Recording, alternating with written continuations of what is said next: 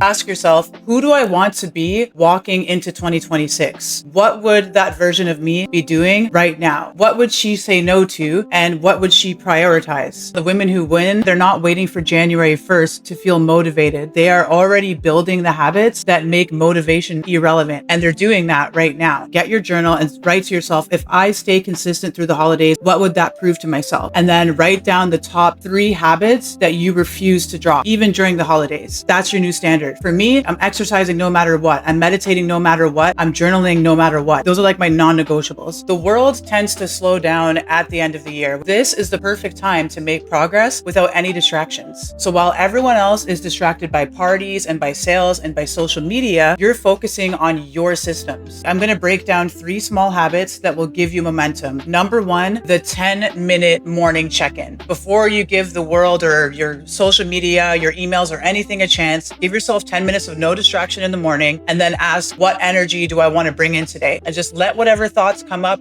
Number 2, evening reflection. So before you go to bed at night, just write down 1 win, 1 lesson, or 1 thing that you will do differently tomorrow. Number 3, movement. So the goal isn't to add more, it's to remove what's been keeping you stuck. Write down every person, every habit that is draining your peace. And then step 2, energy return list. So write down what makes you feel the most grounded. Then step 3, replace and rebalance. So for every drain, add 1 energy return habit in its place. Subtraction before addition. If you rely on how you feel, you're never going to stay consistent. Like, it's not every time that I go to the gym that I feel like going to the gym. It's not every time that I'm writing in my journal that I feel like writing down my goals. And it's not every day that I feel like meditating. Sometimes I just want to wake up and start watching stuff because it's the easier thing to do. We cannot fall for how we're going to feel because we're just going to go back to what's comfortable. Set triggers that make success automatic. So just keep your journal right beside you, on your nightstand, on the floor, wherever. Lay out your workout clothes the night before, just little things like that. Keep your phone in another room during your morning routine. Every one of these little cues removes 1 decision. So that's how you're going to conserve your mental energy and build momentum through repetition. When you repeat discipline long enough, your identity shifts. So you go from trying to be consistent to I'm just a consistent person. That becomes your identity. Forget dry January or New Year's resolutions. Do a pre-January challenge instead. I love this. So for the next 30 days, wake up 30 minutes earlier. Do 1 self check-in every night. 3, move your body daily. Even if it's a short stretch or something, it counts. 4, spend 10 minutes visualizing your 2026 self every morning. Your brain loves patterns. So when January comes, it's not going to feel like you're starting. It's just going to feel like you're continuing. It's going to be such a good feeling when you're just like ahead. You'll enter the new year in rhythm while everyone else is trying to remember where they left their gym shoes. Like, you don't want to be that person. You just want to start your day off on the right foot. Like, one thing that I don't do anymore that I used to do is party on New Year's. Drink until it's 1 a.m. I feel like that's the worst way to bring in the New Year's. With a hangover, it's like you're already starting off on the wrong foot. Reinvention, it doesn't start because the calendar resets. It starts the moment that you decide, I'm done repeating old cycles. Most people think that transformation is dramatic. It's like this big event. It's not. It's 1,000 different quiet choices that you're going to make that nobody sees or claps for. And that's how you get ahead of 99% of people, by staying consistent when no one's watching. I start my mornings with 20 minutes of silence. There's no phone, there's no noise. I'm just sitting with my thoughts and whatever comes up. And I try to bring myself back to the present moment as much as I can. Then when I'm done that, I'll journal something I'm grateful for, and then I'll rewrite my goals, and then I'll look at my vision board and all the things that I'm trying to achieve in my life, and then I will read. Usually it's a personal development book for 30 minutes. And then of course, every day I do a workout. Sometimes I go to the gym, sometimes I work out from home, sometimes I'm just doing cardio like cycling